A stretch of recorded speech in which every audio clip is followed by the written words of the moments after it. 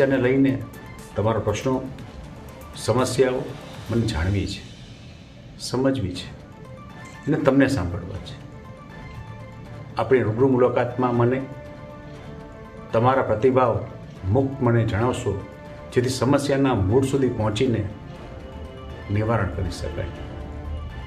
મારે જૂનાગઢ અને ગીર સોમનાથના તમામ તાલુકા મથક પર જઈને બધાને રૂબરૂ મળવું છે, જેની શરૂઆત માણાવદર વંથલી મેંદેડાનાથી હું કરીશ. આવતા મહિના એટલે 1, 2 અને 3 સપ્ટેમ્બરના રોજ ત્યાં હું મુલાકાત લઈશ. આ બાબતે વિશેષ જણાવું છું કે આ વિસ્તારમાં અગાઉ માર્કેટિંગ યાર્ડ બાબતનું જે પ્રક્રિયા હતી આ બાબત પણ લોકોને ઉજાગર કરવું.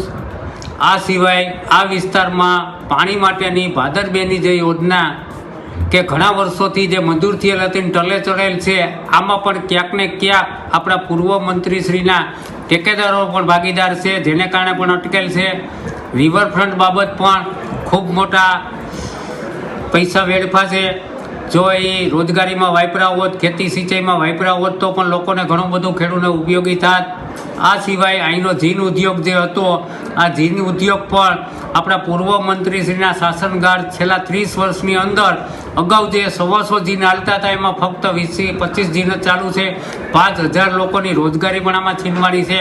ત્યારે અમારું ખાસ કહેવાનું એ થાય કે આ વિસ્તારમાં 30 વર્ષની અંદર કોઈને રોજગારી નથી આપી એ ગયા, અને હવે આવું ખોટું નાટકના રૂપમાં જે અભિયાન ચલાવે છે એની સામે લોકોને જાગૃત કરવા માટે મેં આ લાઈવ ફેસબુક ચાલુ કર્યું. પણ મારે જૂનાગઢ જિલ્લાના અને ગીર સોમનાથના હામી બનવા નીકળ્યા છે ત્યારે લોકો એને પ્રશ્ન પૂછજો કે તમે જ્યારે આ રોજગારી આપવાની વાત કરી ત્યારે સરકારમાં મંત્રી તરીકે અને મંત્રી એની કેબિનેટ મંત્રી જે ગુજરાતના 10 જણા મુખ્યમંત્રી સહિતના હોય એમાંની ખુરશી પડતી હતી, ત્યારે મિત્રો 10 જણાની વચારે જ્યારે ખુરશી પડતી હતી ત્યારે આ માણાવદર વિધાનસભાના એક પણ વ્યક્તિને રોજગારી કે રોજીરોટી આપી શક્યા નથી. અને અત્યારે માત્ર ને માત્ર ભાજપને ભાંડવા સિવાય જેનું ખાઈ થાળીમાં થૂકે છે, તમે સમજી લેજો, જે થાળીમાં ખાધું અને બીજું આ ટ્રેક્ટર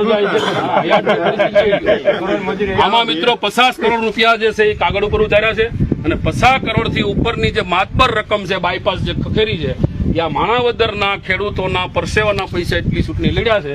અને હજી માણાવદરની જનતા જાણે છે, અને લડવું હોય તો અમારો કાર્યકર્તા સક્ષમ છે. ભાઈ સક્ષમ છે ને? અને ભાજપમાં રહેવું હોય અને ભાજપમાં રહીને જો ભાજપનું કામ કરવું હોય ને ભાજપ ટિકિટ આપે તો પણ અમારો કાર્યકર્તા એના માટે પણ કામ કરવા તૈયાર છે. તૈયાર છે ને ભાઈ?